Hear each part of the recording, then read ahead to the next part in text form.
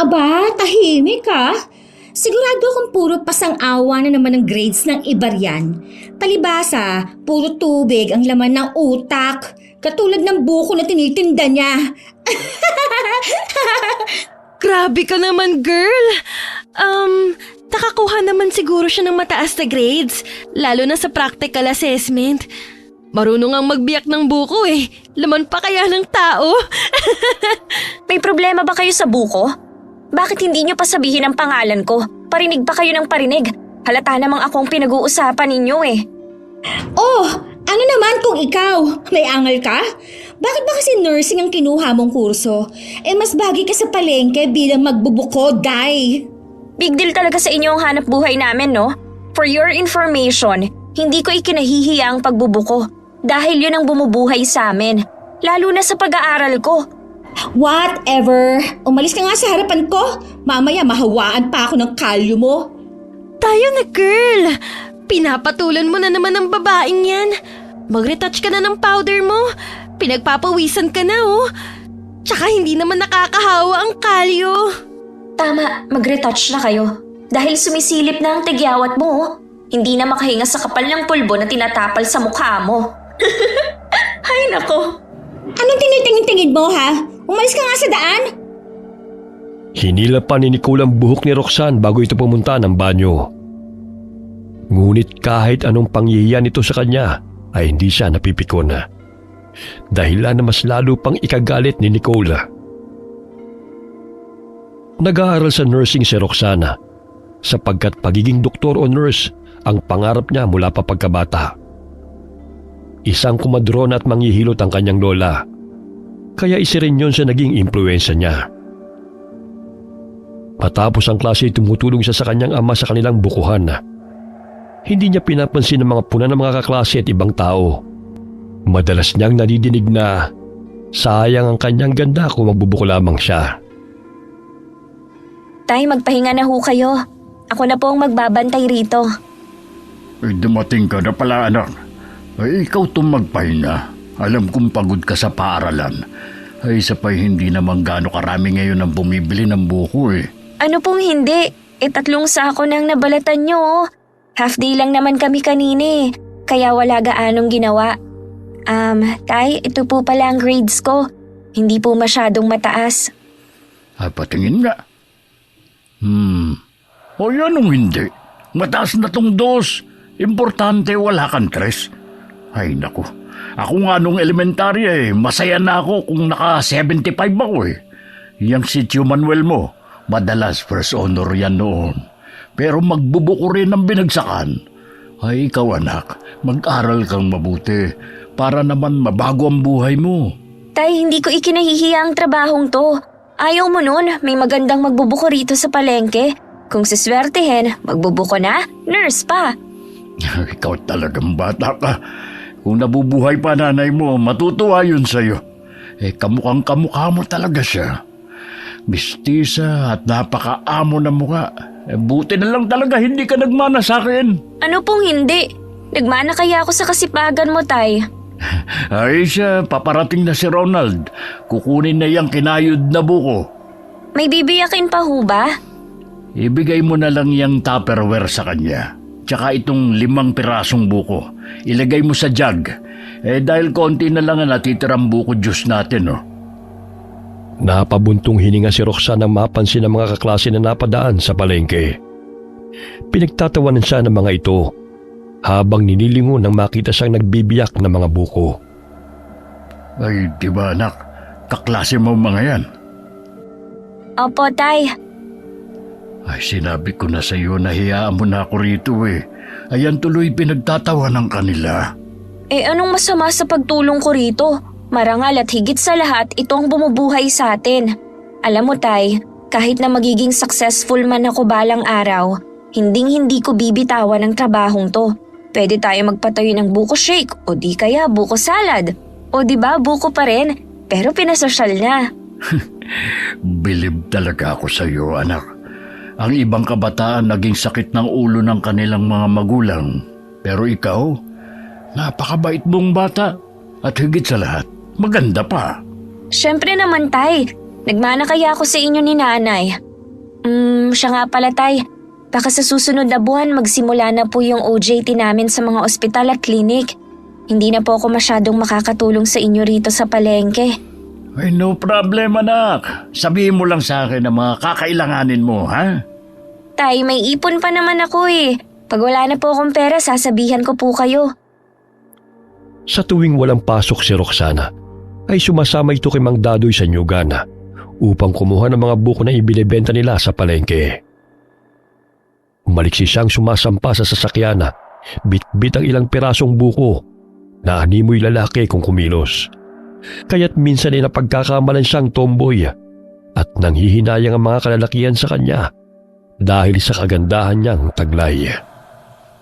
Anak, tignan mo. Parang kursunada ka ng lalaking yun. Naku, binabantayan lang po tayo niyan. Baka mali ang bilang natin. Tsaka nanibago lang yata na may babaeng pumupunta rito. Sa bagay, anak. Ikaw lang talaga ang dalagang nagkaka-interes sa ganitong gawain. Ako na po ang magdadrive ng multicab mamaya para naman makapagpahinga kayo. Ay, sige. Alam kong mas magaling ka na magmaneho ngayon sa akin eh. Medyo malabo na kasi yung paningin ko. Dahil sa kanilang negosyo ay nakabili na rin ng sariling truck si Mang Dadoy. Hindi na sila nangihiram at nakakatipid pa sila. Tuwing Sabado at Linggo ay nagdi-deliver si Roxanne ng buko sa kanilang mga kakilalang tindera. Nagpapasama siya sa pinsang si Romel, ngunit siya mismo nagmamaneho. Dahil sa determinasyon at sipag ng dalaga, ay nasa 4th year na siya sa nursing at ilang buwan na lamang ay makakapagtapos na siya ng pag-aaral. Tapos na ang kanilang theoretical exams, kaya't kailangan nilang maghanda sa practical na pagsasanay o OJT sa mga ospital at klinika. Kabilang na roon ang mga liblib na baryo kung saan madalang na nakakapunta ang mga nurse at doktor. Ipinaskil ng kanilang advisor ang mga pangalan sa harap ng pisara. Gayon na lamang ang pagtataray nila Nicole at Maris dahil kagrupo nila si Roxana. Pwede bang lumipat na lang siya ng group? Hindi siya nababagay na sumama sa atin, no? Mamaya mabawasan pang grades natin dahil sa pagiging taklesa niya. Sa pagkakaalam ko, hindi na pwedeng makalipat eh. Tsaka alphabetical order yan, girl. Bida-bida pa naman yan kay Prof, pero wala namang alam bukod sa pagbibiyak ng buko. In fairness, girl ha, siya yung mataas ang grade sa clinical simulations and CPR assessment. Tapos ikaw ang kulelat. Che! Mataas naman ako sa theoretical exams, no? Palibasa mo kang tambay ang babaeng yan. Partida wala pa yung ayos si Roxanne ha. Alam kong naiinis ka sa kanya dahil maganda siya kahit hindi naka-makeup. Sino ba ang kaibigan mo? Ako o siya? Nakakainis ka, ah? Siyempre ikaw. So, shut up! Napaka-importante ko naman para pag-usapan nyo. Kahit nagbubulungan kayo, dinig ko pa rin oh. Kung ayaw nyo akong kasama, edi wag kayong sumama. Tapos! Aba, ako pa talagang pagsasabihan mo ng ganyan. Eh ikaw nga itong bulok ang grupo, oh. Tingnan mo, ikaw lang ang mahirap. Mamaya pasanin ka pa namin sa gastusin, no? May sarili akong pera, no? Hindi ako aasa sa inyo. Binangga pa ni Nicole si Roxanne bago bumalik sa kinauupuan nito. Matalino si Nicole pagdating sa exams. Ngunit mas magaling si Roxanne pagdating naman sa practical assessment. Bawat pangkat ay may 10 miyembro na inassign sa bawat klinika at ospital sa iba't ibang lugar. Kaya't sabi ka mga ito sa kanilang on-the-job training na mag-uumpisa sa susunod na linggo. Sa lubong ang kilay ni Nicole nang kinausap ni Alex si Roxana. May gusto siya sa lalaki, ngunit halatang si Roxana ang natitipuhan nito. Magkasama pala tayo, Roxanne. Oo nga eh. Mabuti naman at may kasama akong mabait. Akala ko kasi puro bruha eh. Joker ka rin pala. Akala ko napakaseryoso mo eh. Hindi naman ako nagjo-joke eh. Totoo ang sinasabi ko. Kita mo yung si Nicole? Real life bruha yan. Sidekick niya yung si Maris. Naririnig kita, ha? Sampalin pa kita rin, eh. O bakit nagagalit ka? Kayo nga kung mag-usap ni Maris dinig ng lahat ah. Lalo na kung laitin niyo ako. Ano bang narinig mong sinabi ko? O, kita mo na? Wala kang narinig. Gusto mo lang makisausaw sa usapan namin para mapansin ka ni Alex. Hayaan mo na siya, Roxanne. Mamaya magpalit pa ang mukha niyong dalawa. Jack, di mo yung magugustuhan. Hoy! Narinig ko yun ha? Mas attractive naman ako kaysa sa kanya, no? Isa pa, wala siya ng kung anong meron ako. At kahit kailan, ayokong maging siya. Naku! Tinanong mo rin ba si Roxanne kung gusto niyang maging ikaw? Diyan na nga kayo! Mapera ka lang kaya ka maputi. Kung hindi ka mayaman, ewan ko lang kung anong itsura mo. Malaki ang mata at malapad ang bibig. Nadadala lang ng kaartihan kaya nilalapitan ng mga lalaki. Idagdag pa na nililibre mo pa sila. Wag ako. Alam ko ang mga moves mo. Grabe ka kung makatingin kay Nicole ah. Gigil na gigil ka sa kanya. Galit na naman sa akin eh. Parang palaging pasa ng mundo. Oo nga no. Nagpapapansin kasi sa'yo yun. Tignan mo, ang lagkit ng titig niya sa'yo. Hindi ko siya type. Ayoko na sobrang maarte. Tsaka yung matalak. Konting problema, big deal sa kanya. Parang lahat na lang nakakaaway niya eh. Lalo na sa'yo, mainit ang dugo nun. Ewan ko nga sa kanya. Hindi ko naman siya inaano eh. Insecure kasi sa beauty mo eh. Halata naman. Kamukha mo kasi si Bianca Umali. Naku, ang layo kaya. Totoo, hindi ako nagbibiro. Namulang pisngi ni Roxanne ang purihin siya ng binata. Samantalang salubong ang kilay ni Nicole habang nakatingin ito sa kanila. Girl, tingnan mo. Parang nagiging close na sila. Paano ba yan? Mukhang maaagaw niya sa'yo ang lover boy mo. Tumahimik ka na nga! As if naman magugustuhan siya ni Alex, mukhang lalaki pa yung babaeng yan kesa sa kanya, no? Selos yarn? Kahit na ano pang sabihin mo tungkol kay Roxanne, pinapaya mo na nga, pero marami pa rin ang nagkahagusa sa kanya, girl. Isa na ron si Alex. Sus, ang ibig sabihin mo, pa-hard to get. Sa loob naman ng kulo ng babaeng yan, hindi magtatagal, mapapasa akin din si Alex. Watch out ka lang, girl. Saglit silang natahimik nang muling pumasok ang kanilang guro sa silid-aralan. Sa sobrang inis ni Nicole kay Roxana, ay idinikit nito ang bubble gum sa upuan ng dalaga. Sakto namang umupo siya, kaya't nang matapos ang klase, pagtayo niya dumikit ang bubble gum sa palda niya nang hindi niya napansin. Paglabas nila ng classroom, ay pinagtatawanan siya ng mga estudyanteng nakapansin sa kanyang palda. Ano nakakatawa? Malinis naman ang damit ko ah. Aray! Ang lapad ng daan, Nicole! Pahara-hara ka kasi sa dinadaanan ko eh. Diyan ka na nga. Binangga pa siya ng babae at tinawanan bago lumakad palayo. Ngunit nagtataka pa rin siya kung bakit patuloy na nagtatawanan ng mga estudyante at nakatingin ang mga ito sa kanya. Hanggang sa napansin ni Alex ang palda niyang may nakadikit na bubble gum. Kaya tumakbo ito patungo sa kanya at agad siyang sinabihan. Sigurado akong si Nicole na naman ang may kagagawa nito. Lukarit talaga ang babaeng yun. Insecure lang yun sa'yo. Tulungan na kita matanggal yan. Ako na, kaya ko na to. Bumuntong hininga na lamang ang dalaga habang tinatanggal ang nakadikit na bubble gum sa kanyang palda. Napansin niyang tawang-tawa pa ang babae habang nakatanaw sa kanya. Isip bata talaga ang babaeng yun. Ay nako, kulang sa aruga. Nalalapit na ang araw ng kanilang OJT, kaya't nag-impake na siya ng mga gamit na dadalhin. Sa kada klinika o ospital sa bayan at mga baryo, ay 3 hanggang 5 araw silang mag-a-assist ng mga pasyente sa tulong at patnubay ng kanilang clinical instructor. Dahil malayo ang kanilang pupuntahan, silang lahat ay magrerenta ng bahay o kwarto malapit sa ospital. Sa gayon ay hindi na sila mahihirapan sa transportasyon at sabay-sabay silang papasok at uuwi pagkatapos ng duty, kasama ang kanilang clinical instructor. Anak, huwag mong kalimutang magdala ng pagkain ha. Huwag kang magpapagutom dun. Opo tay, uuwi naman po kaagad ako eh. Tsaka hindi naman ganun kalayo ang ospital na pupuntahan namin sa ngayon. Basta anak, mag-iingat ka. Ay, hindi pa naman ako sanay na hindi ka umuwi ng bahay. Tawagan mo ko kapag tapos na ang duty mo, ha? Opo, Tay. Huwag kayong mag-alala. Kaya ko na po ang sarili ko. Ay, siya nga pala. Pinapupunta ka ng lola mo sa kanyang kwarto. May sasabihin daw sa'yo. Ay, alam mo naman yun. Ayaw na mapalayo ka sa kanya.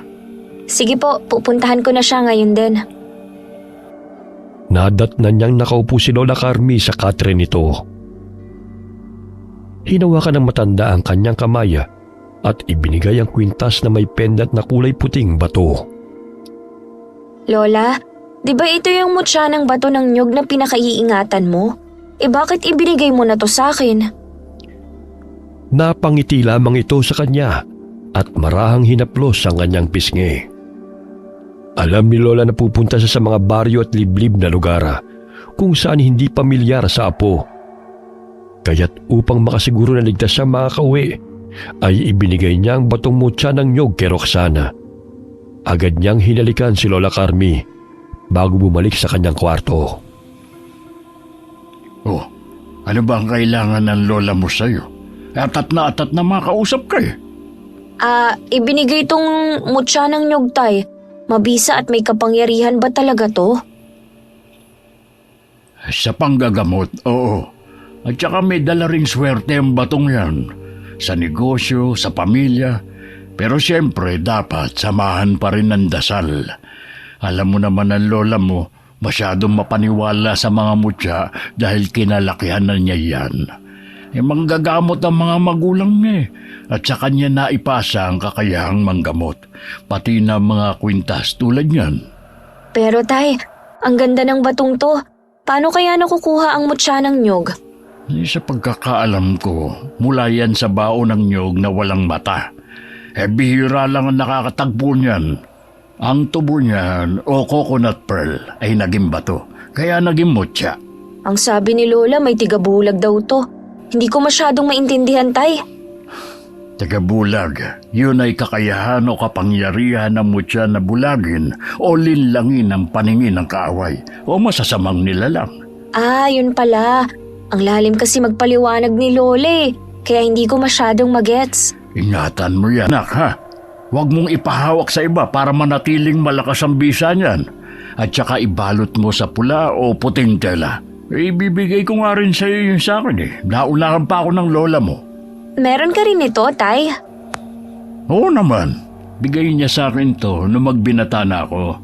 Lalo na napapadalas ako magpunta sa mga liblib na lugar kung saan mayroong pagkukunan ng buko. Hoy, sige na anak, magpahinga ka na. Maaga ka pa bukas. Binalot niya ng puting panyo ang mutya at inilagay sa kanyang baga. Hindi siya naniniwala sa mutya, ngunit tinanggap niya yun upang hindi sumama ang loob ng kanyang lola kapag tinanggihan niya yun. Kinabukasan, maaga siyang umalis ng bahay. Sa unang linggo niyang pagtatrabaho sa ospital, ay masaya siyang nag-assist ng mga pasyente. Hanggang sa lumipat sila ng lugar kung saan sila muling na-assign sa Baryo Kalubihan. Liblib na lugar na madalang puntahan ng mga healthcare workers. May lumang gusali na nagsisilbing ospital, kulang sa gamit pang medisina, at tila nakalimutan na ng gobyerno. Mahigit 1 oras ang kanilang nilakad mula sa bukana ng baryo, pagbaba ng jeep patungo sa ospital. Pwede naman siguro sa city lang tayo mag-OJT. Ang daming lamok naman dito.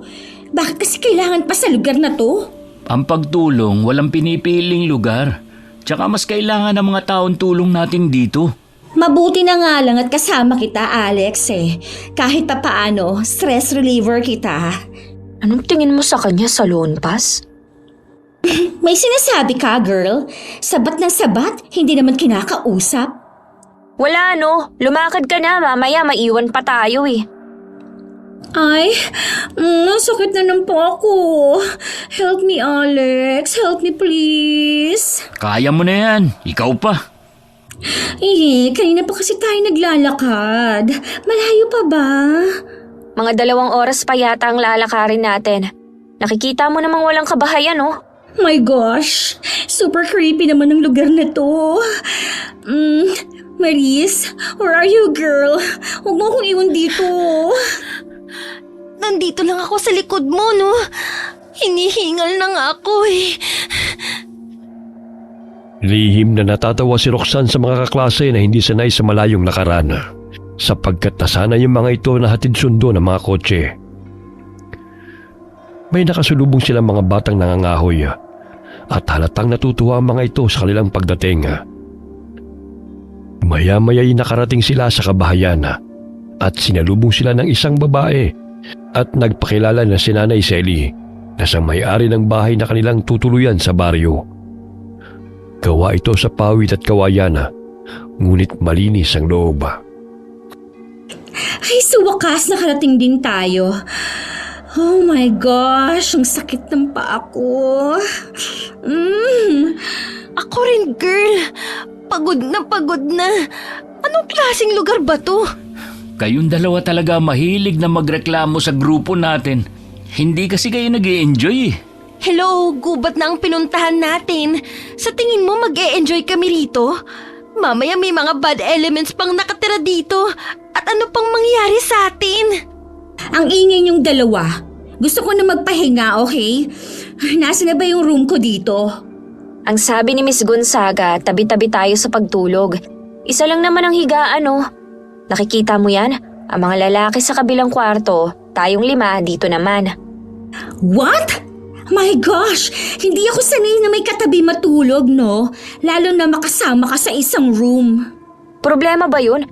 E di wag kang matulog buong magdamag. Basic. Che! Ito na sigurong pinaka-worst na lugar na pinuntahan natin. My gosh, wala pang kuryente. Masasanay ka rin. Marami-rami pa tayong baryong pupuntahan. Hindi lang dito. Nakabusangot na pinaypayan ni Nicole ang sarili. Ilang sandali kinausap sila ng kanilang guro na bukas na sila mag-uumpisa na mag-duty sa mini-hospital ng baryo. Madilim na rin at malayo ang kanilang nilakbay, kaya't kailangan nilang magpahinga. Nagluto sila ng baon nilang pagkain gamit ang palayok.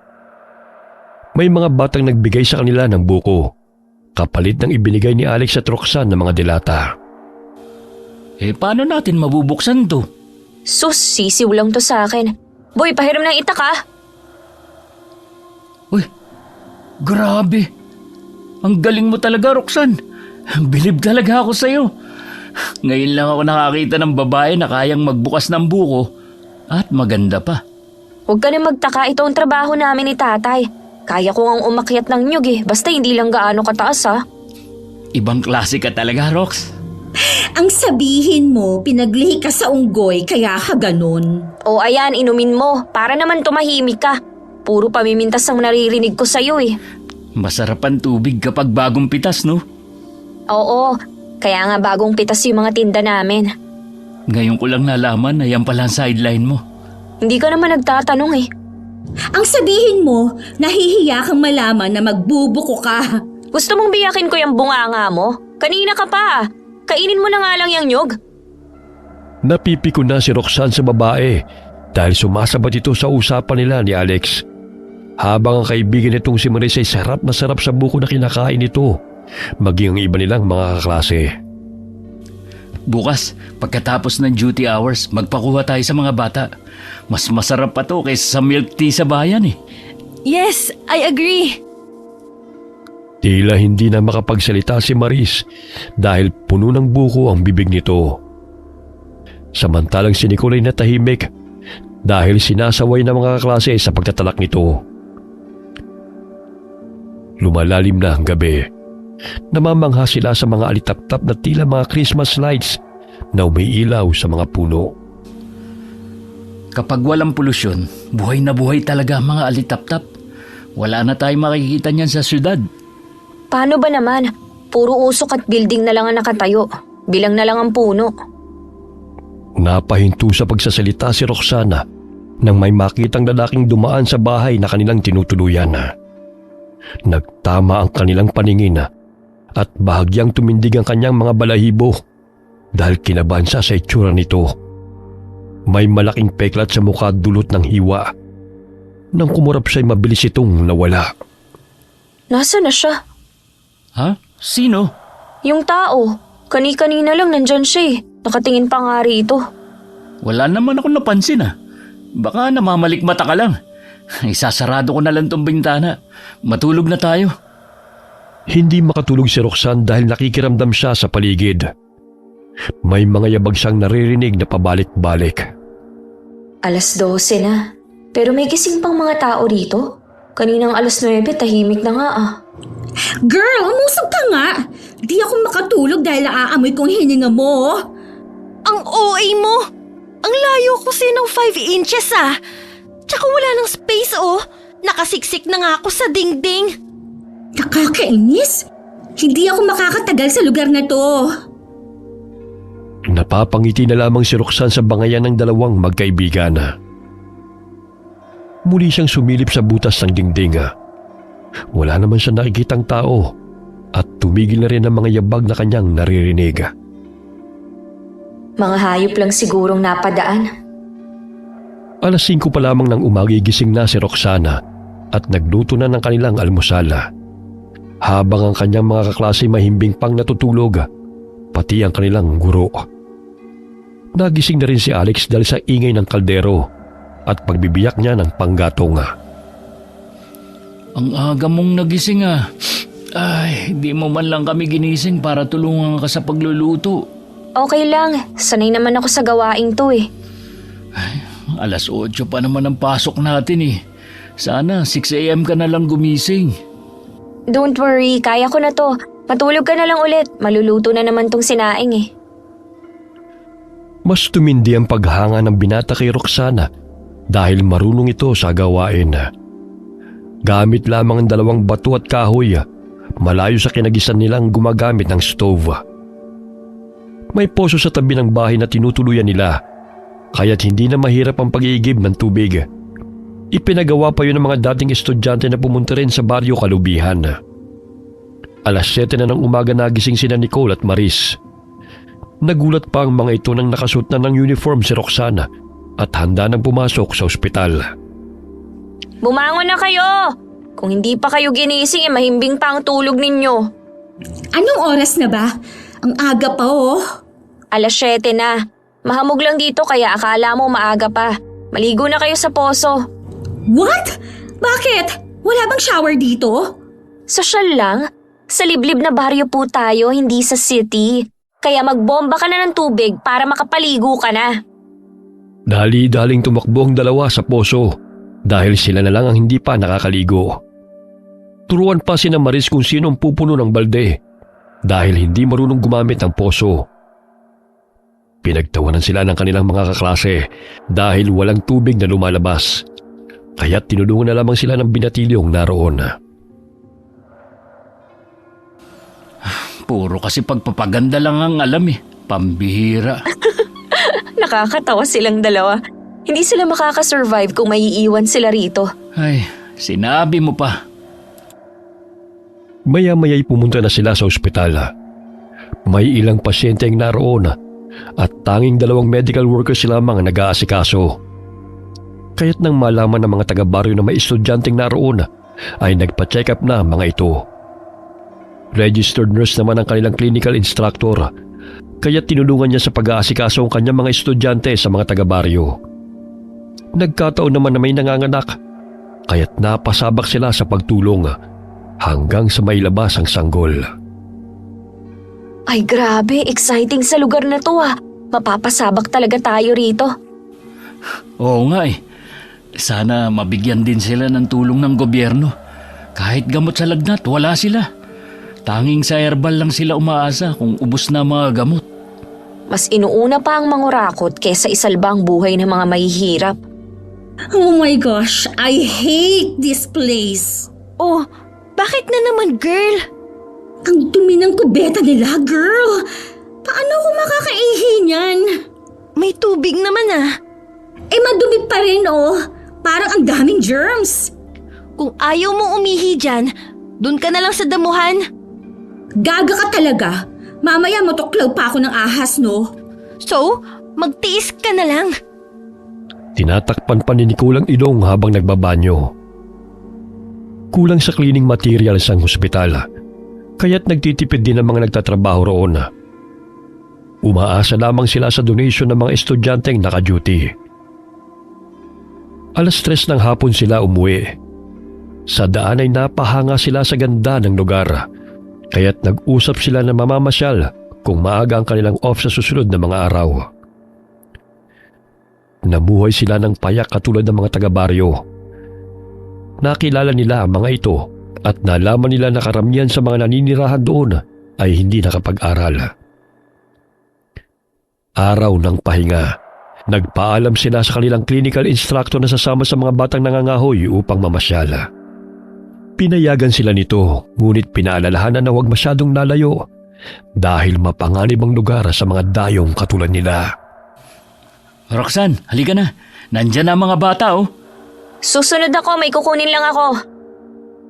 Ang sabi ni Lola, kahit saan man ako magpunta, dadalhin ko ang mutya. Wala namang masama kung susundin ko siya. Inilagay niya ang mutya ng nyog sa bulsa ng kanyang jogging pants. Nagsimula na silang maglakbay kasama ang 2 binatilyo. May nadaanan pa silang nyugan, kaya't kumain na naman sila at siya na naman ang naging tagabiyak ng mga ito. Bagay ka rin magtutuba, girl, bukod sa magbubuko. Tapalan mo na lang yung bunganga mo. Palagi ka na lang may side comment eh. Gubat ang pinuntahan natin pero naka-crop top at miniskirt ka pa talaga, no? Aba, syempre, kahit saan magpunta, dapat sexy.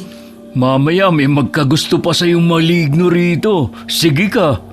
Bakit maligno pa? Eh kung pwede namang ikaw. Maganda ang video, no?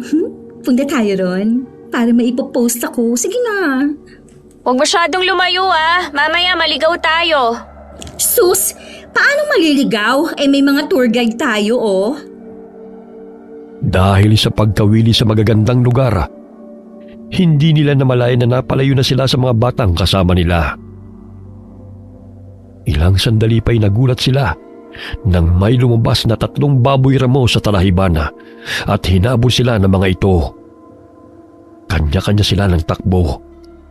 Magkasama sa isang direksyon sina Roxanne, Nicole at Alex, habang ang ibang kaklase nila ay sa kabilang direksyon tumakbo. Roxanne! Alex! Huwag niyo akong iwan! Nandiyan na yung baboy mo! Baka maabutan tayo! Dali, bilisan nyo! Malapit na sila!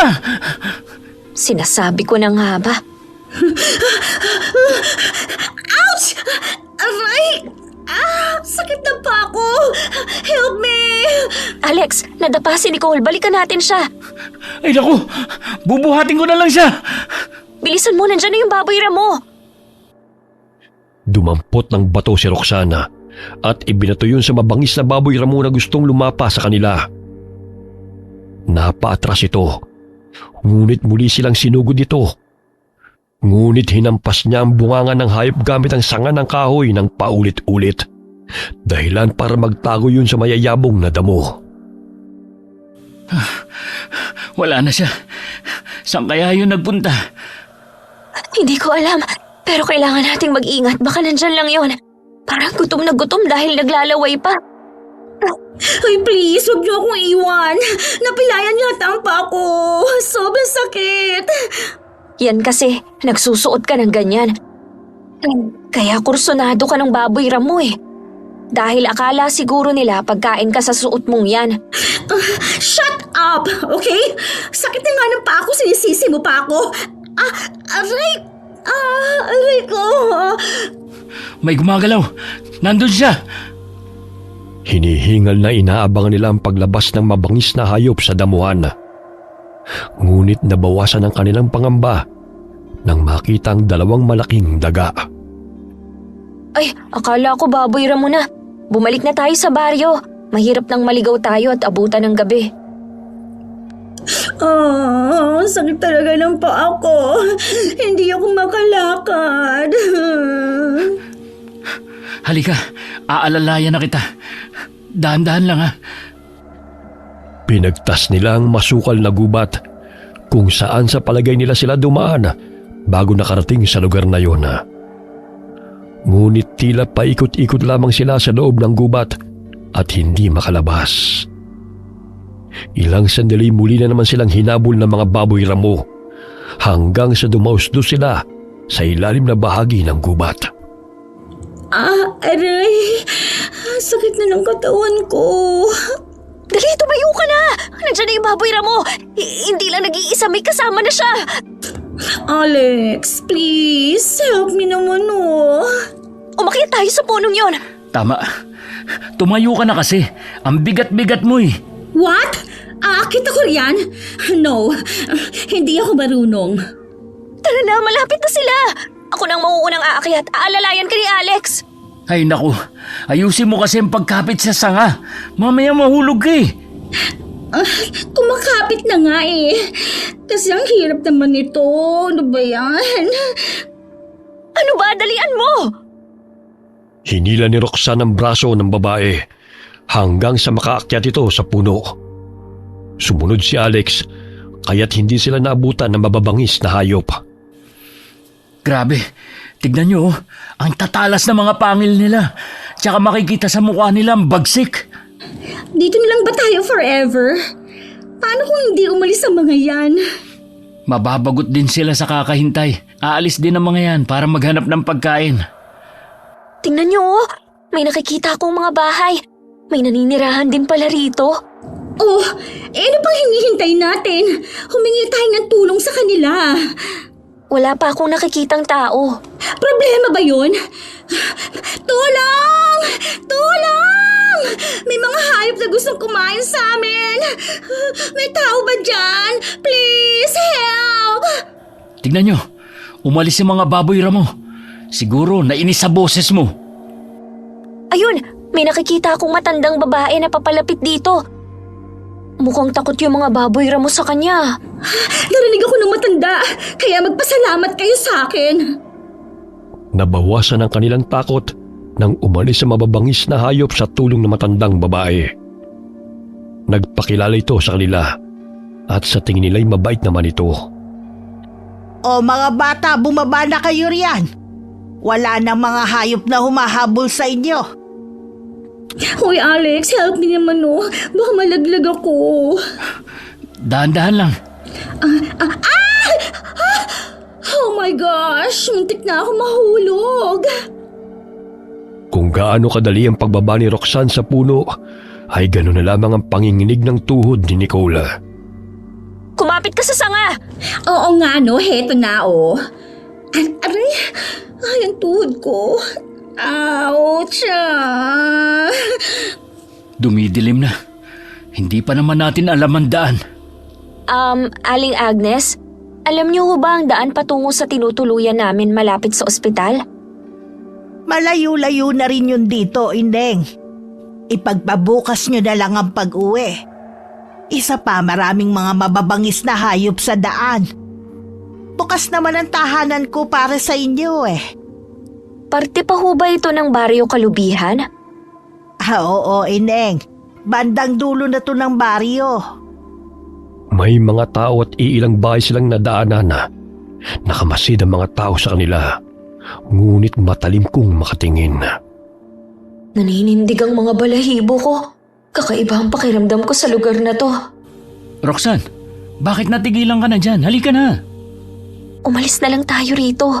Masama kasi ang pakiramdam ko sa lugar na to Parang ang bigat. So, anong gusto mong gawin natin? Bumalik sa ating tinutuluyan kahit dumidilim na. Hindi natin alam ang daan, Tsaka marami pang wild boar sa paligid. Hello? Bukas na nga ang sabi ni Manang, di ba? Parang ano kasi Huwag kayong matakot. Ganyan lang kung makatingin ng mga tao rito. Alam niyo namang hindi sanay na may pumupunta rito magaganda. Oh, nandito na tayo sa bahay. Huwag kayong mahiya mga bata ha. Sige na, pumasok na kayo. Para magamot ko na rin yung pilay ng kasama ninyo. Ay, salamat, makakapagpahinga na rin sa wakas. Nakaagaw ng pansin kay Roxanne ang binatang napasilip mula sa kurtina. Naaalala niya yung lalaking nakita niyang pag-alagala sa bahay na tinutuluyan nila. Dito pala siya nakatira. O Andoy, bigyan mo sila ng maiinom at makakain. Sigurado akong gutom ang mga batang to. Sandali at kukuha lang ako ng gamot. Maya-maya'y may dala na itong nilagang saging. Muling nagtama ang paningin nila ng lalaki, sabay bulong sa kanya. Hindi kayo dapat pumunta pa rito. Umalis na kayo, bago pa mahuli ang lahat. Ano ang... Bumalik ka na sa kusina, Andoy. Tawagin mo ang tatang Anselmo mo at sabihin mo may mga bisita tayo. Sige ho. Nakakatakot naman siya.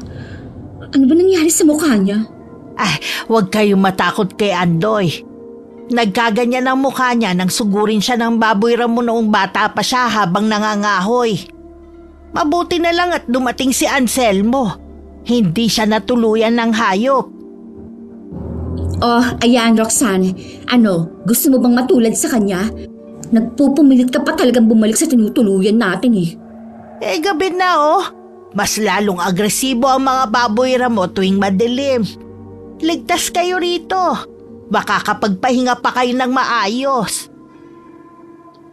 Dumating ang asawa ni Aling Agnes na may malapad ng ngiti.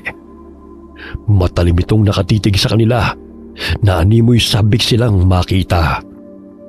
Nanditilat pa ang isang mata nito. Naanimoy lumuha ang mga balintataw. Halina kayo sa kwarto para naman makapagpahinga na kayo.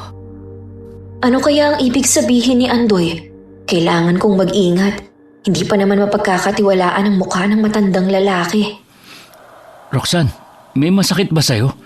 Kanina ka pa tahimik ah. Wala. Pagod lang ako. Hay nako, gusto ko na talagang matulog. Kailangan ko mag-beauty rest dahil sa sobrang stress na nangyari sa araw na to, no? Ay! Nang makapasok sila sa kwarto, napansin nilang kinandado ni Anselmo ang pintuan. Natidinig pa nila ang tawa ng lalaki. Kinandado niya. Paano na tayo makakalabas? Hello, malamang matutulog na tayo eh. Tinungo ni Alex ang pintuan at tinignan ang siradura ng pinto. Sinilip niya sa butas at nakitang may malaking kandado yun. Dahilan ng mga ang binata. Mukhang may masama silang balak sa atin. What? Ibig sabihin, new chapter na naman ng stress ko to? Hindi na ako makakapagpahinga nito. No. Ay, bakit ba kasi sa dinami-dami ng lugar na pupuntahan, dito pa? Huwag kayo maingay. May paparating. Sumilip si Roxanne sa butas ng pinto. Napatakip siya ng bibig nang makita na bitbit ng matandang lalaki ang taong pamilyar sa kanya ang damit. Hindi ako nagkakamali. Si Maricion. Kanina di ba kulay pink na palda ang damit at suot niya? Oo nga. Ibig sabihin, mamamatay taong napuntahan natin. Kailangan nating makalabas dito. Nanganganib ang buhay natin. My gosh, anong ingay yun? Parang mga hayop na nagtitipon-tipon. Hindi kaya mga aswang sila? What? No, hindi pwede to. Ayoko pa mamatay. Tumigil ka sa kakaiyak. Mag-isip tayo ng paraan kung paano makakalabas dito. Kapwa sila napasiksik sa sulok nang mapansin na may bumubukas ng kandado ng pinto. Nagulat sila nang bumungad sa kanilang harapan si Andoy na nooy tagaktak ang pawis at tila balisa. Dali, bilisan nyo hanggat abala pa sila sa kusina. Hindi nga ako nagkamali. Masama kayong tao. Halata naman kasi dyan sa mga mukha nyo, no? Nicole, tumahimik ka nga. Palalayain na nga niya tayo, oh. Anong palalayain? Baka ipapakain tayo sa mga aswang dun sa labas. Kung ayaw nyo maniwala sa akin, bahala kayo. Tinutulungan ko na nga kayo eh. Hindi ako masamang aswang katulad nila. Maniwala kayo sa akin. Lumabas na tayo rito bago pa tayo maabutan ng matandang lalaki. Sumunod kayo sa akin. Basta huwag kayong lilika ng ingay. Habang abala ang matandang lalaki at si Aling Agnes sa pagtadtad ng laman ni Maris, ay tinulungan ni Andoy ang tatlo upang tumakas. Maging ang mga kasama nilang aswang ay abala din sa paghahanda sa pagdiriwang. Sundan nyo lang ang daan yan. Pagdating nyo sa malaking puno ng balete, lumiko kayo pakaliwa at diretso yun ang daan patungong gubat. Maraming salamat sa iyo, Andoy, ha? Bakit ka pa nagpapasalamat sa kanya? Aswang din siya. Tumahimik ka nga, Nicole. Hindi ka kasi marunong mag-appreciate ng tulong. Ang dami mong reklamo. Mag-iingat kayo. Hindi lang baboy ramo ang kalaban dito, kundi pati mababangis at mga gutom na aswang. Hindi ko na kayo masasamahan hanggang sa bahay na tinutuluyan nyo. Baka malata pa nila ako. Salamat ulit, Andoy. Payukong napangiti ang binatang si Andoy na iniiwas ang tingin kay Roxana. Simula nang makita niya ang dalaga, ay unang beses siyang nagkagusto sa isang babae. Kaya't naglakas loob siyang iligtas ito, na kahit kailan na hindi pa niya nagawa sa ilang taong naging biktima ng mag-asawang kumupkup sa kanya mula nang mamatay ang kanyang mga magulang. Bumalik siya sa Kamalig, kung saan naroon ang walang buhay na mga biktima na kaklase ni Roxana. Masaya na naman si Nanay Agnes. Matagal-tagal din ang panahon na nakakain sila ulit ng laman ng tao. Wala silang kadala-dala sa panunugis ng mga taga-baris sa kanila. Nakatakas sa 3 bihag! Sino nagpatakas sa kanila? Anselmo! Andoy! Alam na ni Nanay Agnes na nakatakas ang 3. Hindi ako papayag na maging ang magandang babae mapatay nila.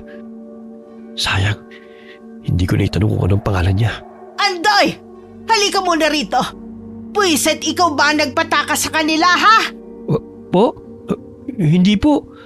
Kanina pa ako sa Kamalig eh. Hindi pa ako nakapunta rito sa bahay. Baka nakalimutan na naman ni Tatay Anselmo na ikandado yung pinto. Alam niyo naman na makakalimutin yun, di ba? Ang lalaking yun talaga. Muli itong pumasok sa kusina at binatukan ng asawa na masayang nagtatadtad ng karne. Ikaw talaga. Umiral na naman yung makakalimutin mo. Nakatakas sa 3 bihag dahil sa'yo. Imbes na 1 buwan ang magiging konsumo natin, nawala pa ang mga yon. Minsan na nga lang may napapagawing tao sa lugar natin eh. Ay, salamat naniwala si Nanay. Mabuti na lamang makakalimutin si Tatay Anselmo. Nalusutan ko sila. Sana ligtas na makabalik sa kanilang tinutuluyan ng magandang babae. Lumabas ng bahay si Aling Agnes at sinabihan ng mga kasamang aswang na hanapin ang 3 bihag na nakatakas. Dali-dali silang naghanap sa paligid. Samantala, nandilat ang mga mata ni Roxana nang makita na tila mga litsyong baboy na pinapaikot sa apoy ang bahagi ng katawan ng tao. Hindi sila nagkakamali ng mga kaklase nila yon. Nahuli nila ang mga kaklase natin. Mga aswang kaya ang lahat ng naninirahan dito sa baryo? Oh my gosh. Sabihin niyo sa akin na hindi ito totoo. Ayoko mamatay kagaya niya. Pagtago tayo ron, may paparating. Alex, please. Huwag mo kong iwan, ha. Huwag ka maingay. Nandiyan na sila. Sandali, bakit parang umiinit yung bulsa ko? Parang nagbumula sa mutya na dala ko ah. Sana naman totoo ang sinabi ni Lola na maililigtas ako nito mula sa panganib. Hindi pa ako handang mamatay. Nakaramdam ng init ang dalaga na nagmumula sa mutya ng yoga. Tila ba may kung anong kuryente siyang naramdaman na nananalaytay sa buo niyang katawan. Naamoy ko kayo. Akala nyo siguro makakalabas pa kayo rito, no? Si Anselmo, aswang siya. Ang talas ng kanyang mga ngipin, no? Tsaka ang pangit ng itsura niya. Katapusan na natin. Makikita na nila tayo. Diyan lang pala kayo nagtatago. Nasaan ang isang kasama ninyo? Bakit 2 lang kayo? 2? 3 kami ah. Takbo! Oh no! Please! Alex, wag mo ko iwan! Ayoko maging pagkain ng mga aswang na yan! Hinawakan ni Roxanne si Nicole dahil madadapa ito. Pinilig-pilig ng mga aswang ang kanilang ulo nang biglang nawala sa paningin nila ang tumatakbong babae at tanging si Alex na lamang ang kanilang nakikita. Nasaan na yun pumunta? Bakit bigla na lang siya nawala na parang kabote? Nawala? Pagkasama naman kaming tatlo Bakit parang si Alex na lang ang nakikita nila? Huwag yun ang pakawalang-payang lalaki. Aray! Bitawan niyo ako, Aray! Hoy! Bitawan niyo si Alex! Mga walang ya kayo! Ano nangyayari? Bakit may boses ng babae? Pero wala akong nakikita sa paligid. Lumalala na siguro ang katarata ko. Hinambalos ni Roxanne ang sangang aswang na humihila kay Alex, kaya't nabitiwan ito si Nicole. Muling idinilat ni Anselmo ang kanyang mga mata nang lumitaw na namang muli si Nicole sa kanyang paningin. Nang hawakan ni Roxanne si Alex, ay nawala na naman ang binata sa paningin ng mga aswang. Anong nangyayari sa mga batang ito? Bakit bigla-bigla na lang nawawala? Mga elemento ba sila dito sa gubat? Nililin lang ang aming mga paningin. Alex, sasaktan ka ba? Nasugatan ako sa braso. Ang talim ng kuko nila. Ang dami pala nila rito.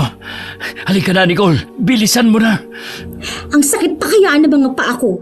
Hindi pa nga tayo nakakapagpahinga, no? Tatakbo na naman. Ay, Nasaan na sila? Nawala na silang tatlo. Kani-kanina lang nandito pa mga yun Oh, nasa na ang mga bata? Hindi namin mahagilap. Basta-basta na lang nawawala. Tapos lumilitaw na naman. Hanapin nyo na maigi. Nandyan lang ang mga yon.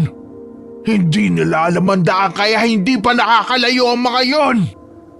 hindi nila tayo nakikita? Teka, paano nangyayari yun? Ilang meters lang ang layo natin sa kanila, oh. Kitang-kita natin ang pagtatalo nila. Ayaw mo noon, makakalayo tayo rito. Hindi na malaya ni Roxanne na gumagana ang tigabulag na kapangyarihang taglay ng mutya. Nalilin lang niya ang paningin ng mga kalaban na nawawala sa paningin nito at ng mga taong kanyang nahahawakan. Ay, wait! Sina Cedric at Gina yun, oh.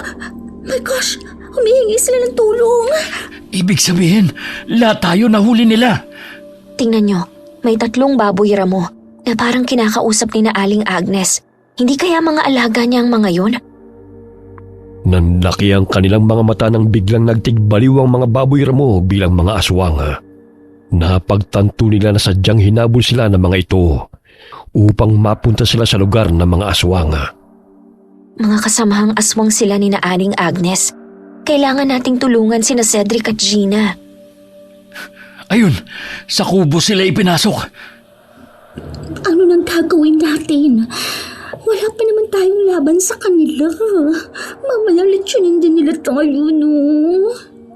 Bawasan mo nga yung kaartehan mo para makawala tayo rito. Hindi naman pwedeng pabayaan na lang natin ang mga kasamahan natin. Dahan-dahan silang tumungo sa kubo. Pagbukas nila ay bumungad sa kanilang harapan sina Cedric at Gina na may tali sa kamay at paa. Shh! Huwag kayong maingay. Alex, pakibantayan dyan sa labas. Oh my gosh, hindi ko talaga bet ang horror movies. Pero ito, nangyayari na sa atin. Halina kayo, dahan-dahan lang. Baka bumalik ang mga aswang na yon. Girl, may mga kutsilong nakasabit, oh.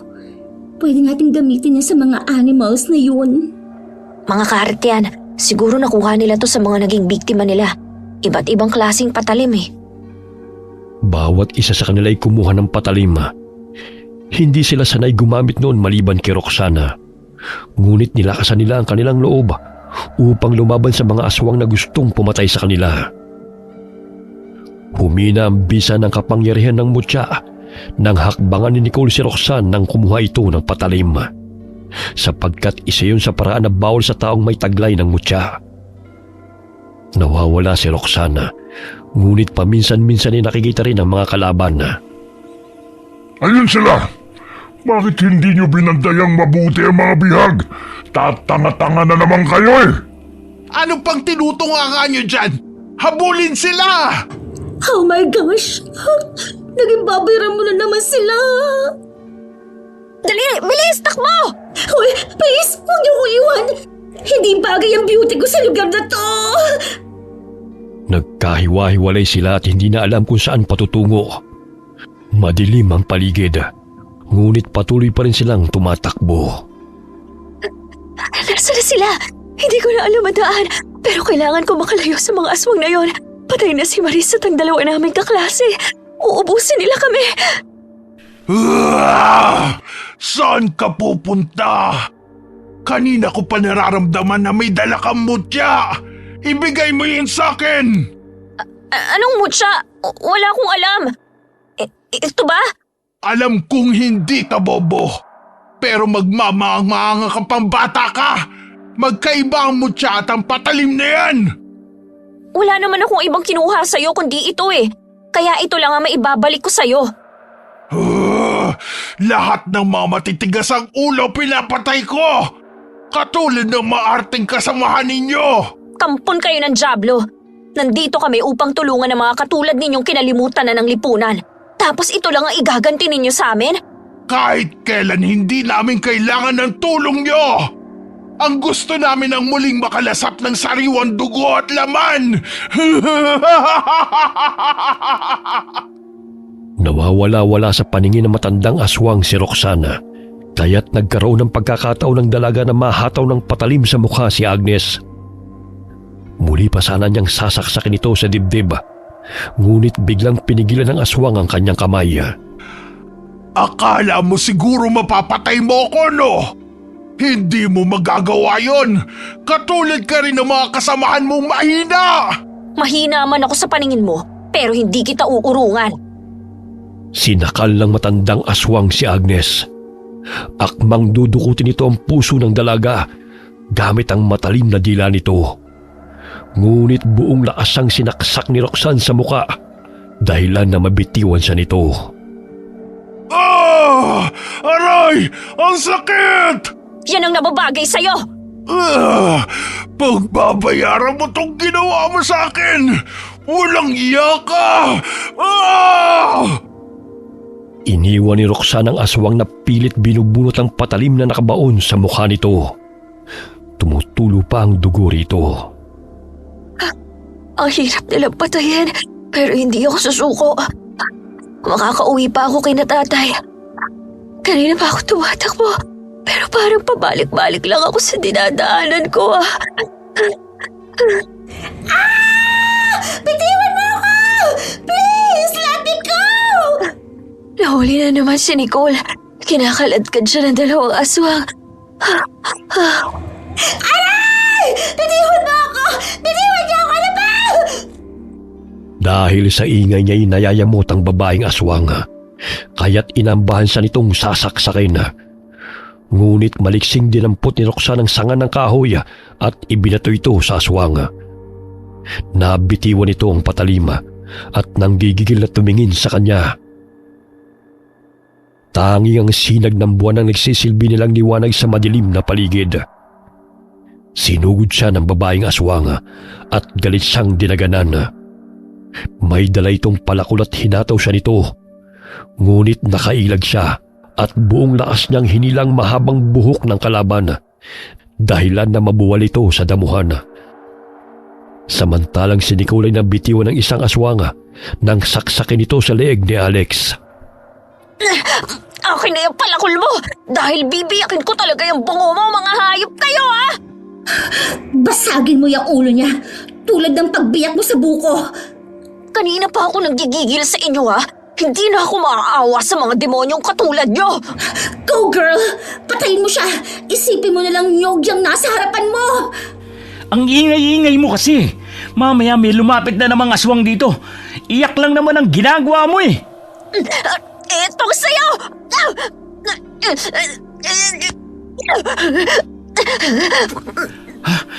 Grabe, Roxanne. Basag ang ulo niya. Siyempre! Magbubuko siya, di ba? Kaya basic lang yan sa kanya, no? Tara na, kailangan natin makalabas sa lugar na to. Marami pa tayong kalaban. Nasaan na ba sina Gina at Cedric? Hindi ko nga rin alam eh. Huwag na tayong bumalik sa bahay ng mga aswang ha. Ayoko na, as in. Ang sakit na ng katawan ko sa pagkalkad nila. Muntik pa akong pagsamantalahan ng isa. My gosh, may manyak din pala na aswang. Magtago tayo dito. May paparating. Hoy, teka. Parang si Miss Gonzaga yan ha. Bakit kasama niyang matandang lalaki? Magkausap sila na para bang matagal na silang magkakilala. Hindi kaya dinala niya tayo rito para maging pagkain nila? Wala man lang pag-aalala sa kanyang mukha o takot. Di ba, bagong CI siya sa school natin? Oo, siyang pinakabatang CI sa school. Hindi kaya kamag-anak niya ang mga aswang na naninirahan sa lugar na to? Muntik nang mapatili si Nicole nang mapansin ang lalaking lumapit sa kanila.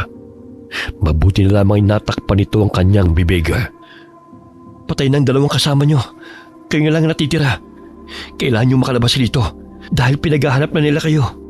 Paano kami makakalabas? Paikot-ikot lang kami rito eh. Sasamahan ko kayo. What?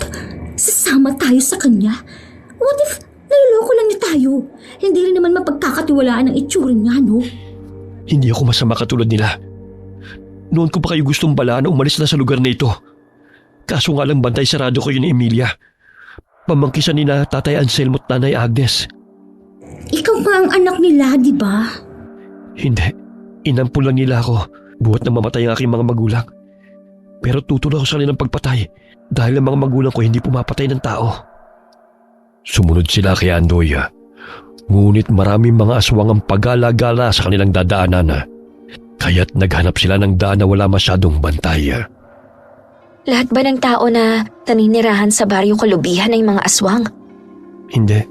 Sa pinuntahan nyo, mga normal ang mga tao na naninirahan doon. Noon payapang namumuhay ang mga tao kasama ang mga aswang. Hati ang komunidad namin. Kaso nga lang naging sakim si Tatay Anselmo at Nanay Agnes. Gusto nilang gawing aswang ang lahat ng naninirahan dito. Sa gayon ay lumaki ang populasyon nilang mga aswang. Dahil pakunti na kasi ang kanilang angkan. Kabilang kami sa mga niyanggaw nila. 10 taong gulang pa lamang ako noon.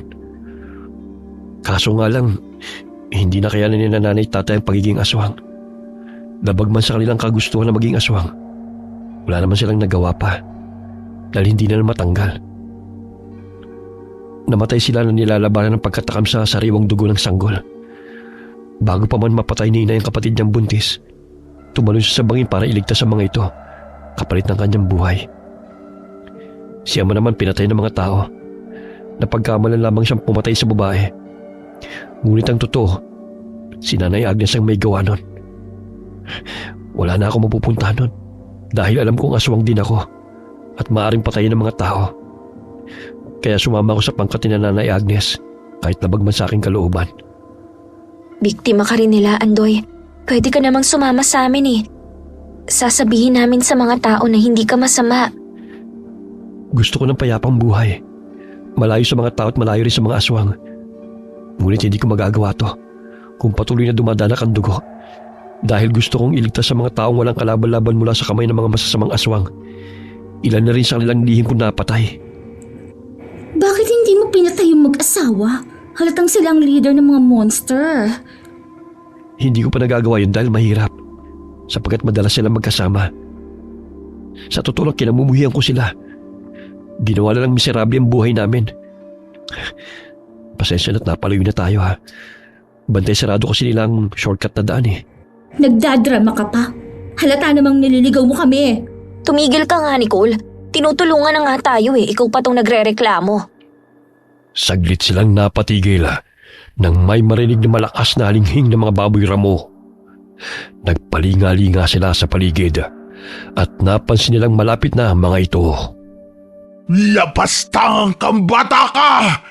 Ikaw palang tumutulong sa kanila, kaya't hindi sila mahuli. Nakikita mo ba ang ginawa ng babaeng yan sa mukha ko, Andoy? Patayin mo sila para makapag-umpisa na tayo ng ating selebrasyon. Selebrasyon tapos kami ang magiging handa? Ang lakas ng amats mo ah! Ano pa ang tinutunganga mo, Andoy? Tapusin mo na sila para makapagpahinga na tayo. Tama na, Nay. Hindi ko na masikmura ang ginagawa niyo sa mga tao. Dahil sa kasakiman niyo nagkakagulo. Bakit hindi na lang kayo mamuhay ng payapa sa bundok? Bakit kailangan niyo pang pumatay? Lumalabang ka na sa akin ngayon. Ano ba ang sinabi nila sa iyo? At parang nagbago ang pakikitungo mo sa amin ng ganun-ganun na lang, ha? Labastangang kang bata! Mahigpit na hinawakan ni Roxanne ang palakol dahil alam niyang susugurin sila ng mga aswang sapagkat naglalaway ang mga ito at matalim na nakatingin sa kanila. Tumakbo ang mga aswang at pinalibutan sila. Ganun na lamang ang panginginig ng tuhod ni Nicole dahil sa takot. Tila mga bukong pinaghahataw sila ng palakol ni Roxanne, dahilan para tumalsik ang mga dugo sa tuwing bumabaw ng patalim sa mga katawan ng kalaban. Sinipa siya ni Anselmo. Pilit na inaagaw ang palakol nito. Ikaw na babae ka! Ang tapang-tapang mo! Kanina ka pa! Pinahihirapan mo talaga kami! Pinatay mo ang mga kasamahan ko, kaya papatayin rin kita. Aray! Ang tenga ko! Agnes! Tulungan mo ko! Natanggal ang tenga ko! Hindi lang yan ang aabutin mo sa akin. Sige, lumapit ka. Dahil hindi ako magdadalawang isip na biyakin ang ulo mo. Baka hindi mo alam, sanay ako magbalat at magbiyak ng buko. Madali lang kitang tatadtarin, kagaya ng ginawa mo sa mga kasamahan ko. Kakaiba kang bata ka, ha? Pero hindi ako magpapatalo sa isang pulpol na kagaya mo dahil babaliin ko yung leg mo. Yang mapanakit mong kamay, iihawin ko. Muli siyang hinataw ni Roxanne ng itak. Ngunit nasanggayo ni Agnes at tinadya siya nito sa sikmura. Pinagtulungan siya na mag-asawa dahil alam ng mga ito na may dala siyang mutya. Sinabunutan siya ng babaeng aswang at akmang kakagatin ang kanyang leeg. Muli siyang hinataw ni Roxanne ng itak. Ngunit nasanggayo ni Agnes at tinadyakan siya nito sa sikmura. Pinagtulungan siya na mag-asawa dahil alam ng mga ito na may dala siyang mutya. Sinabunutan siya ng babaeng aswang at akmang kagatin ang kanyang leeg. Nay, bitiwan mo siya! Wala kang utang na loob, bata ka! Kakampihan mo pa sila. Kung hindi ko papatayin ng babaeng to, lahat tayo papahirapan niya! Nanlaki ang mga mata ni Agnes nang hatawin siya ni Andoy sa mukha gamit ang palakol. Dahilan para matapyas ang ilong nito. Wala kang utang na loob! Matapos kitang kupkupin, ito pa ang igaganti mo sa akin! Sana nga noon ko pa yan ginawa. Dahil hindi na makatarungan ng pang-aapi niyo sa mga tao. Namatay ang mga magulang ko dahil sa kasamaan niyo. Kaya ako naulila ng maaga. Ginusto nila magkaisa sa amin! Hindi ko sila pinilit! Hindi totoo yan. Bago mamatay si tatay, sinabi niya sa akin ang lahat. Ngayon lang ako nagkalakas loob na lumaban. Dahil hindi ko hayaan na masaktan niyo siya. Aray! Bakit? Sino na ba ang babae nagpapatibok ng puso mo? Kahit kailan hindi ka niya magugustuhan. Dahil isa kang aswang, lalo na pangit ka! Muling ibinao ni Andoy ang palakol sa balikat ng aswang. Dahilan na pumalaw ito. Ngunit malakas pa nitong itinulak ang binata dahilan na tumilapon ito sa talahiban. Bagamat nagkaroon ng pagkakataon na makabuelo si Roxanne at dinampot ang palakol. Buong lakas niyang hinataw ang ulo ng matandang babae. Bumao ng patalim sa ulo nito dahilan na mabasag ang bungo nito. Agnes! Pinatay mo ang asawa ko! Ang lakas ng loob mong kalabanin kami! Nararapat lang na patayin kayo dahil masasama kayong nilalang. Mga kasama, atras! May mga taong paparating. Babalik kami at guguluhin namin ang baryo dahil sa ginawa mo. Uubusin namin ang mga tao. Tanda mo yan! Kinarga ni Anselmo naghihingalong asawa. Kumaripas ito ng takbo kasama ang mga kasamahan nito. Ilang sandali narinig nilang nagsisisigaw si Nicole. Dahil sa takot nito sa mga aswang ay tumakbo siya. Hindi nito namalayan na may butas kaya't siya'y nahulog. Tinulungan siya ni Alex upang makalabas doon. Andoy, ayos ka lang ba? Sumama ka sa amin. Alam kong maging ang buhay may nanganganib. Pabayaan mo siya, Roxanne. Total, aswang naman yan eh. Anong silbit pa niya sa mundo, di ba? Kahit kailan, hindi ka talaga natututo. Ilang beses na niyang itinaya ang buhay niya para sa atin. Dapat matuto kang tumanaw ng utang na loob. Kung hindi dahil sa kanya, kanina ka pa na lechon. Pinag-aagawan na yung katawan mo. Tama si Roxanne, Nicole. Gusto mo sigurong pabayaan ka na lang namin dito, no? Tinulungan nilang makabangon si Andoy. May sugat ito sa ulo dahil tumama ito sa bato. Gagamutin natin yan pagdating natin ng bahay. Oh, bakit ganyan ka na lang kung makatingin sa kanila? Nagsiselos ka? Maglakad kang mag-isa. Laking pasasalamat nila sa pagdating ng mga tao. Dahil kung sakaling nahuli pa ang mga ito, ay natitiyak nilang malamig na silang mga bangkay. Nang makarating sila sa bahay na kanilang tinutuluyan, ay agad na ginamot ni Roxanne ang sugat sa ulo ni Andoy, maging ang sarili.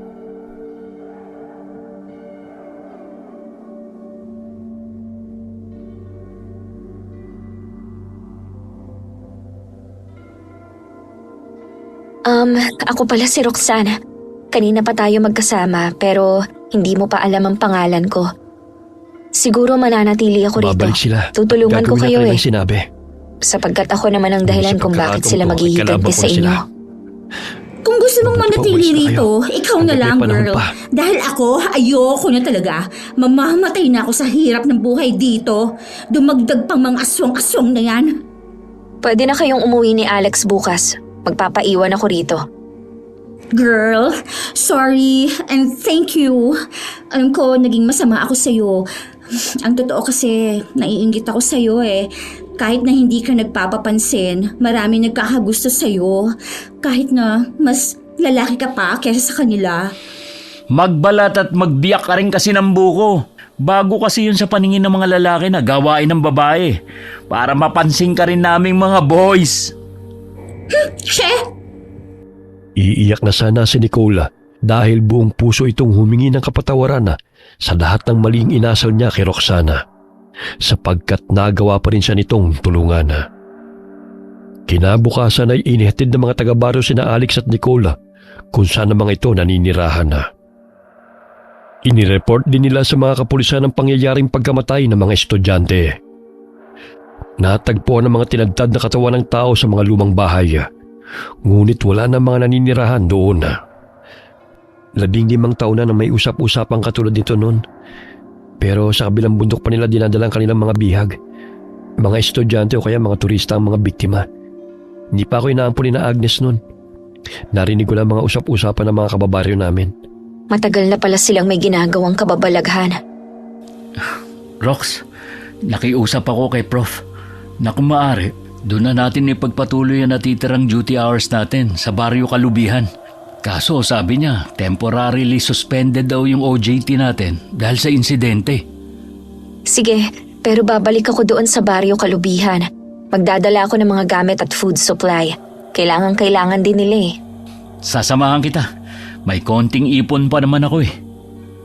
Naunang bumalik ng Baryo Kalubihan sina Ando at mga kasama nitong taga-baryo. 2 araw na natili si Roxanne sa kanilang bahay at naghanda ng mga gagamitin. Humingi rin siya ng tulong kay Lola Carmi kung paano mapapalakas ang mutya. Pinatakan nito ng binindisyon ng langis at inusalan ng orasyon. Maging ang mga gamit na pangontra sa mga aswang ay ibinigay sa apo. Anak, huwag ka nang bumalik sa baryong yun. Delikado. Baka mamaya mapahama ka pa. Tay, alam kong nag-aalala ka sa akin. Pero Tay, kailangan nila ang tulong ko. Nagkataon lang na nabiktima ng kulto ang mga kasamahan ko. Kung makikita mo ang sitwasyon ng mga tao ron, nakakaawa ho sila. Malayo naman po yun sa pinangyarihan eh. Kaso namasyal ang mga kaklase ko. Kaya nabiktima sila. Pangako Tay, Mag-iingat po ako ron. Kasama ko naman si Alex eh. Nagmana ka talaga sa katapangan ng lola mo nung kabataan. Hindi kita masisisi. Kung saan-sang baryo din siya napapadpad para manggamot. At saka isusubo na niya, ibibigay pa niya sa mga nangangailangan. Mahal na mahal ko po kayo ni Lola. Akala mo ba hindi ko nahahalatang kinuha mo lahat ng mga gamit ng lola mo sa panggagamot? Magiging albularya o nurse ka ba, anak? Pwede bang pareho, Tay? Ikaw talagang bata ka. Puro kakalukuhan. Hindi na sinabi ni Roxanne na ang tunay na pumatay sa kanyang mga kaklase ay mga aswang. Sapagkat hindi naman maniniwala ang mga kapulisan. Suspecha ng mga ito, kanibal o grupo ng kulto may kagagawa ng krimen. Ayaw man sanang pumayag ni Mang Dadoy na bumalik ang anak sa baryo. Subalit mapilit ito at alam niyang hindi niya mapipigilan ang kanyang anak. Maagang sinundo ni Alex si Roxanne sa bahay nito. May mga kahon silang dala ng mga pagkain at mga gamot. Maging ang mga ibinigay na pinaglumaang damit ng kanilang mga kakilala ay dala nila. Alex, iingatan mo tong anak ko, ha? Opo, Mang Dadoy. Tay, huwag kang mag-alala. Kaya kong sarili ko. Ngayon pa na handang-handa na ako. Anak, ikinatatakot ko lang naman na matulad ka sa mga kaklase mo. Ikaw lang ang kayamanan na meron kami ng lola mo. Pangako, Tay. Babalik ho ako. Ihahatid lang namin tong mga lumang damit at mga gamit. Tsaka maraming mga bata kasi ang nagkakasakit. Pero walang nag-aalaga eh. Mistulang nakalimutan na sila ng gobyerno. Sige anak, basta mag-iingat kayo ron. Dabagman sa damdamin na payagan ng anak ay wala nang nagawa si Mang Dadoy dahil alam niyang maalalahanin ito at kitang-kita niya sa mga mata ni Roxana ang kagustuhang tumulong sa mga taga-baryo. Kagaya ng pinag-usapan nila ni Andoy, hinintay sila nito sa bukana ng baryo kasama ang mga binatang naninirahan doon. May mga dala kami para sa inyo. Para naman hindi na 6 na tao ang maghahati sa isang lata ng corned beef. Marami to para lahat makatikim. Dinaig mo pa yung mga nagtatrabaho sa gobyerno. Wala naman tayong maaasahan sa kanila kundi ang magnakaw. Kung hindi tayo magtutulungan na mamamayan, malulugmok lang tayo sa hirap. Nadadagdagan talaga ang plus points mo sa akin. Nakaka-inlove ka talaga. Bilisan mo na nga, Rian. Loko-loko ka talaga Isinuot ni Roxanne ang kwintas na may pendant ng mutya ng nyoga. Siniguro niyang matibay ang tali upang hindi yun mapigtas. Maging ang buntot ng pagi at mga tansong punyal ni Lola Carmi ay kanyang dala. Pati na rin ang abo ng insenso ay pinadalhan siya ni Lola. Pinaghati-hatian ng mga taga-baryo ang mga pagkain, sabon at mga damit na kanilang dala. Dahil magkasinlaki lang si Alex at Andoy, ay sa kanya ibinigay ng binata ang mga damit na hindi na nito ginagamit. Maraming salamat, Alex. Ngayon ako makakapagsuot ng bagong damit. Mukhang basahan na itong damit ko. Mabuti mapapalitan na. Hindi ko naman yan sinusuot Masisira lang yan sa cabinet. Matapos nilang kumain ay dumiretso sila sa ospital kasama sina Andoy. Karamihan sa mga pasyenteng naroon ay mga bata at matandang may sakit. Malaking tulong sa mga ito ang mga dala nilang mga gamot. Ilang araw na tayong nandito, pero payapa ang lugar. Mabuti naman at hindi na nanggugulo ang mga aswang. Hindi ka sure. Baka naghihintay lang ng tiyempo yun. Nagpapalakas lang siguro ang mga yun. Ikaw ba naman ang matanggalan ng tenga Teka, naririnig mo ba yun? May mga yabag at nalinghing sa paligid. Speaking of aswang, baka sila na yan. Ayun, may dumungaw sa bintana. Sigurado akong si Anselmo yun. Ang mga bata, bantayan nyo. Kinuha ng dalaga ang tansong punyal sa kanyang baga at ibinigay yun kay Alex. Inilabas rin niya ang buntot ng pagi at tiradora. Lagi nang nakahanda ang kanyang sandata na nakasukbit sa kanyang sinturon. Nandito ka na naman? Akala ko ba'y umuwi ka na sa lungga mo? Pakialamera ka talagang babae ka. Sige lang. Dahil ipapakita ko sa iyo kung paano namin lapain ang mga taong narito dahil sa kagagawan mong pakialamera ka. Tingnan mo ang ginawa mo sa akin. Pinatay mo pa ang asawa ko. Deserve mo yan dahil masama ka. Kung namuhay lang kayo sa bundok ng payapa, di sana kumpleto pa yung tenga mo. Ang sarap mong yakapin hanggang sa malagutan ka ng hininga. Alex, sa likod mo! Dapa! Gamit ang tiradora, pinaulanan ni Roxanne ang tansong balang aswang na muntik ng sumakmal kay Alex. Ibinigay niya sa binata ang tiradora at ang buntot ng pagi ang kanyang ginamit upang ihampas kay Anselmo. Aray! Sakit! Anong klaseng sinturon ba yan? Mahuli lang kita. Pati dila mo may latay. Imbis na gumaling ang mga bata, nandito kayo upang manggulo ha? Gusto mo pa sigurong matanggal ang isang tenga mo? Nakakainis na kayo ha? Inilabas ni Anselmong mahaba nitong dila upang sugurin si Roxana. Ngunit hinataw ng palakol ni Andoy ang dila ng aswanga, dahilan na maputol ito. Walang yaka, swine! Ang dila ko, ang hapdi! Tamang-tama, may alcohol ako. Linisin natin. Aray! Ang sakit! Ano ba yung ligdong yan? Tumutulo ang luhat uhog na matandang aswanga dahil sa hapdi ng kanyang dila nang buhusan ito ni Roxanne ng alkohol. Pinagtulungan siya ng dalawa dahilan mabunggo ito sa sementadong dingding dahil sa pagkataranta. Sinaksak siya ni Andoy sa dibdib gamit ang tansong punyal na ibinigay ni Roxana. Paulit-ulit itong ibinaon sa puso na matandang aswang na siyang dahilan ng pagkasira ng kanilang pamilya. Kayong dahilan kung bakit hindi ko nakasama ng matagal ang pamilya ko. Ginulo niyo ang baro kalubihan dahil sa kasakiman niyo. Bastarang kang bata ka! Sana pinatay na lang kita noon. Kung alam ko lang na tatraydurin mo ko. Pinatay mo na ako. Buhat nang gawin mo kaming aswang. Ayoko maging katulad niyo. Kahit kailan hindi ko kayang kumanit manakit ang tao. Kayo lang ang asal hayop. At hindi ako magiging katulad niyo.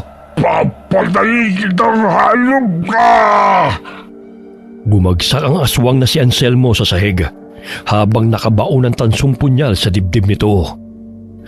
Dilat ang kanyang mga mata na nawala ng buhay. Tulungan natin si Alex. Mukhang magaling na siya sa pagdedepensa ha? Roxanne, sa bubong may aswang! Tamang-tama. Magagamit ko rin ang sibat na ginawa namin kahapon. Tanggapin mo to! Akala nyo ha? Malakas na pumalahaw ang aswang nang bumao ng sibat sa bunganga nito. Lumusot yun sa batok ng aswang, kaya't malakas itong bumagsak sa lupa. Sa tulong ng mutya, ay maliksing naiilagan niya ang pagsugod ng mga aswang. Malakas niyang siniko sa noo ang kalaban na lumapit sa kanya, dahilan na tumilapin ito palabas ng bintana. Grabe, ang lakas mo, Rox! Kita mo yun? Parang lumipad siya, oh! Hindi ko nga rin akalain eh. Grabe ang astig. Hindi kaya dahil nakatulog ka na maayos ng 2 araw? Siguro. Si Andoy, pinagtutulungan ng 2 aswang. Maging siya, naging aswang na rin. Hoy! Bitiwan niyo siya! Hindi talaga kayo titigal, ha? Sige na, tirahin mo sa ulo. Tinamaan ng bala sa noong isang aswang gamit ang tiradora. Samantalang isa naman ay bumao ng tansong punyal na inihagis ni Roxana patungo sa lalamunan ng aswang. Ayun, Supol! Ang galing ah! Salamat sa inyo. Hindi talaga nila ako titigilan eh. Mukhang umatras na ang ibang aswang. Kahit papano'y naging handa ang mga taga-baryo sa kanilang pagsugod. Ang sakit ng mga sugat ko. Pero huwag mong lalagyan ng likid ng mahapdi ah. Ng alcohol? Konti lang para hindi maimpeksyon yung mga sugat mo. Mabilis na nagpalit ng anyo bilang normal na tao si Andoy. Dahil nakita niyang natakot ang mga bata sa kanya. Ngunit sinabihan niyang hindi niya sasaktan ang mga ito. Kinabukasan, karamihan sa mga lumusob sa kanila ay napas lang ng mga taga-baryo sa tulong na rin ng mga pangontrang dala ni Roxana na ibinigay ni Lola Carmi sa kanya. Ang iba'y tumakas patungong kabundukan. Mabuti naman at napatay na ang leader ng mga aswang. Siguro naman matatakot na ang mga yun na pumunta rito. Sana nga matapos na ang gulo. Kawawa talaga ang mga tao. Hirap na nga sa buhay. Dagdag problema pang pagsalakay ng mga aswang na yun. Mabuti na lang talaga matapang ka, Roxanne. Totoo talagang everything happens for a reason, no?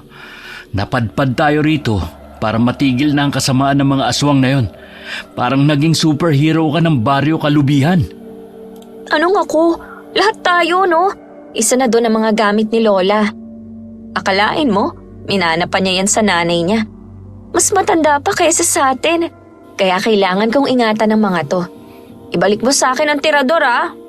Oo, pagbalik natin sa syudad. Kinaumagahan na. Isa sa kanilang mga napatay ay si Miss Gonzaga na natusok ng sibat sa lalamunan. Akalain mo yon. Siguro kung hindi lang tayo naging matapang, lahat tayo naging litsyong tao na pinagsaluhan nila. Matagal na siguro niyang gawain na magdala ng mga bibiktimahin para gawin nilang pagkain. Ibang klaseng aswang siya kasi mataas ang pinag-aralan. May mga aswang na professional kaya, hindi lang natin alam. Baka marami pang nakikihalubilo sa mga tao. Kaya dapat na maging mapagmatsyag tayo. Pwede bang sa akin na lang muna tong tirador? Pakisabi kay Lola. Marami-rami pa kasi tayong pupuntahan eh. At least, magiging prepared na ako kapag may mga aswang na makakasagupa.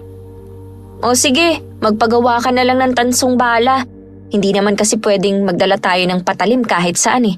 Baka mahuli pa tayo ng mga pulis. Pwede na siguro tong sinturo na gawa sa buntot ng pagi. Andoy, kumusta na pala yung sugat mo? Ito. Okay na. Nagagalaw ko ng braso ko. Ang lalim ng sugat ko eh. Sila na ang bago mong pamilya. Kagaya ng gusto mo noon na mamuhay ng payapa. Oo nga eh. Hindi ko nga sukat akalain na matatanggap nila ako. Kahit na aswang ako. Mabait ka naman eh. Isa pa, hindi mo naman ginusto yan. Salamat sa lahat ng pagtatanggol mo sa akin ha. Hindi ko makakalimutan na may kaibigan akong kagaya mo. Salamat din. Kasi tinanggap niyo ako bilang kaibigan. Na kahit kailan na hindi ko naranasan. Namulang pisngi ni Andoy nang tapikin siya ng dalaga sa balikat. Maging si Alex ay napapangiti habang nakikinig sa usapan ng dalawa. Siguro sa susunod na linggo na kami aalis ni Alex. Tsaka bihira na rin kaming makakapunta rito dahil nag-aaral kami. Pero kapag bakasyon, dadalaw kami rito. Hihintayin ko ang pagbabalik niyo. Ilang araw ang lumipas. Hindi na muling bumalik ang mga aswang sa baryo Kalubihan. Naging payapa ang pamumuhay ng mga taga-baryo. Tinuruan sila ni na Alex at Roxanne ng proper hygiene upang makaiwas sa anumang sakit. Maging ang mga buntis sa tamang pag-aalaga ng mga sanggol. Magkahalong tuwa at lungkot ang pamamaalam ng dalawang magkaibigan sa mga taga-baryo. Lalo na kay Andoy na naging malapit na sa kanila. Huwag po kayong mag-alala. Hindi po namin kayo makakalimutan. Kapag nakagraduate na ho kami, pangako, babalik kami ni Alex dito. Mag-iingat po kayo palagi ah. May mga bagong kapamilya ka na, Andoy. Ito na matagal mo nang pinapangarap. May simpleng remembrance pala kami ni Alex para sa inyo. Ito yung mga litrato natin. Mga masasayang alaala namin kasama kayo. Hindi nyo naman kami gaanong mamimiss kasi nandyan tayong lahat. Maluhaluhang niyakap ni Roxanne si Aling Selly na siyang may-ari ng bahay na tinutuluyan nila. Maging si Andoy ay pigil ang pag-iyak sa pag-alis ng kanyang mga kaibigan. Tumango si Andoy bilang tugon sa sinabi ni Alex at maluhaluhang niyakap ang dalawang kaibigan. Laking pasasalamat nila kay Roxana dahil bukod sa pagiging mahusay na estudyanteng nurse ay mahusay itong mambubuko na siyang nakatulong upang magamit niya ang kasanayan na makipaglaban sa mga aswang. Okay, sana po nagustuhan niyo ang kwento natin ngayon. Shout out po tayo kina Gisa Nicole at kay Isaac. Kamusta po kayo? Hi Ann Fuentes from Dubai. Hi kay Kobe Bryant. Hi Kobe. Hi Enday Samante from Athens, Greece. Hi kay Susan Manalo. Hi Rosalie Reambonanza. Hi kay Sarah Adamson from Jeddah, Saudi Arabia. Hi kay Mylene Tumbiga from Saudi Arabia. Alright. May announcement lang po ako. May new channel po akong ginagawa. Ingkong Ikalawang Yugto. Sa December 1 po magsisimula. Sana po tangkilikin din niyo po ito. Marami pong salamat sa inyo and God bless all of you.